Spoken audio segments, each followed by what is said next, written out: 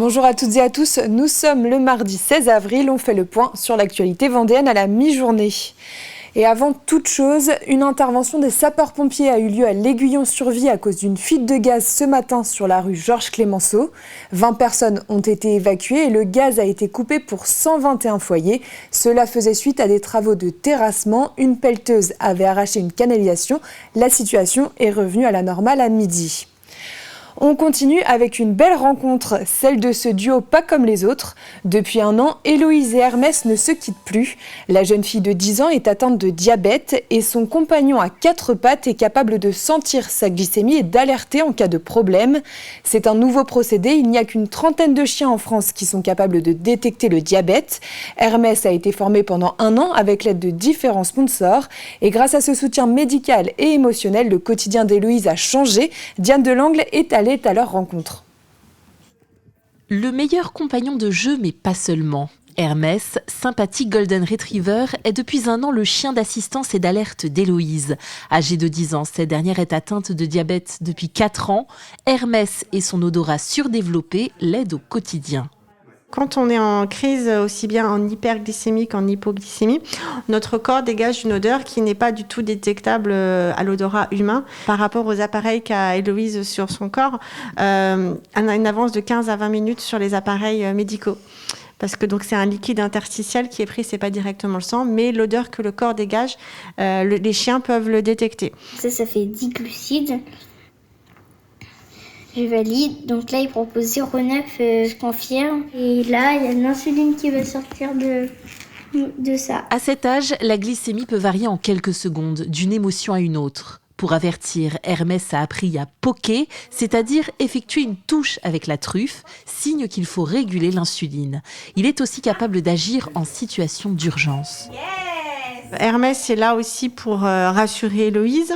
Il a un bouton d'alarme qu'on a pu le voir tout à l'heure, ce qui fait que si on n'est pas réceptif à lui ou si on est dans le jardin pendant que lui était dans la maison, il a le bouton d'alarme qui résonne dans toute la maison. Et il est aussi susceptible de nous apporter sa trousse de sécurité. Il a le droit à sa haute valeur pour une alerte. Outre l'aspect médical, la présence d'Hermès est aussi un vrai soutien psychologique. C'était super dur pour moi d'être vraiment différente des autres.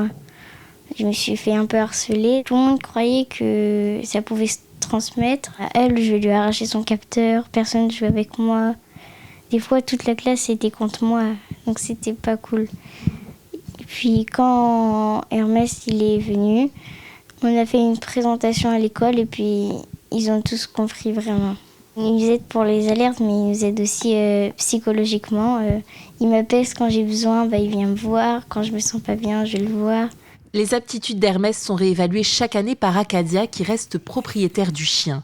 Lorsqu'il ne satisfera plus au test, il sera mis à la retraite. La famille prévoit évidemment d'adopter à ce moment-là son ange gardien.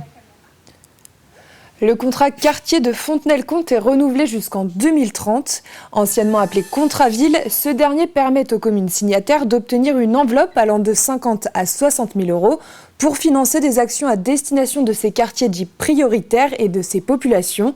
L'objectif est de les sortir de la situation de décrochage socio-économique dans laquelle ils se trouvent. Plusieurs quartiers sont concernés dans la capitale sud-vendéenne. C'est un contrat de 6 ans qui vient financer des actions, à la fois financées par la ville et l'État. Donc avec plusieurs piliers, des piliers sur surtout la réinsertion professionnelle, l'emploi, la santé, la cohésion sociale et puis la transition énergétique. J'ai coutume de dire qu'on a 2 dossiers importants dans ce quartier.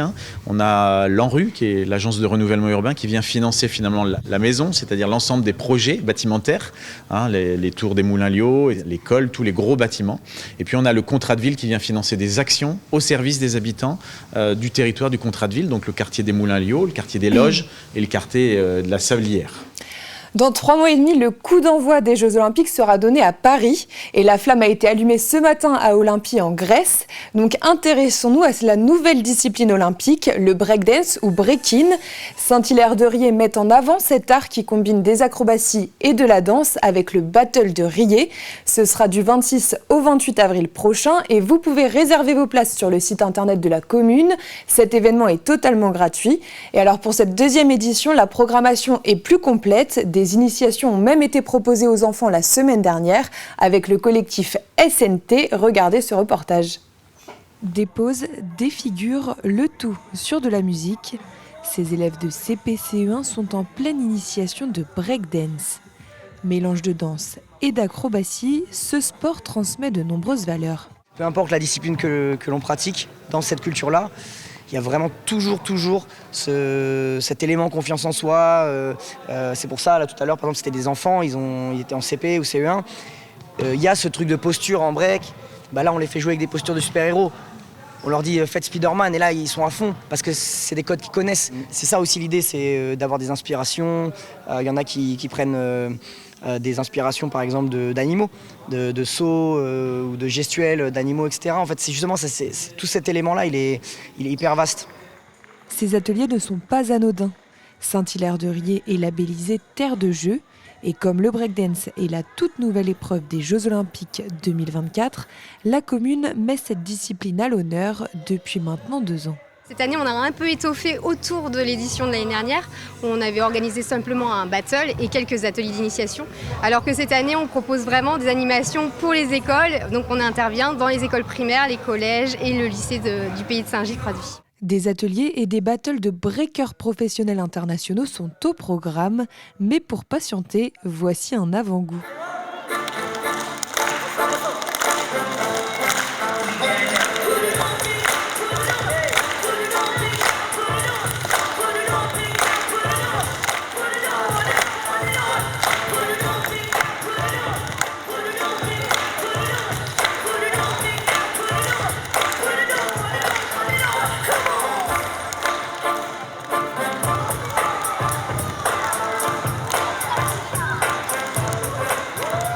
Battle de Riez se déroulera du 26 au 28 avril prochain.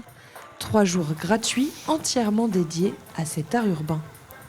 Et on termine cette édition avec des images du baptême de l'IMOCA Coup de pouce de Manuel Cousin qui se prépare donc au Vendée Globe pour le mois de novembre prochain. Il a été baptisé vendredi au Sables d'Olonne avec la marraine Sylvie Bécart, la double médaillée olympique de biathlon. Et nous y reviendrons dans notre édition de 18h. C'est la fin de ce journal. Merci de l'avoir suivi. On se retrouve donc tout à l'heure pour le journal. Passez une excellente journée.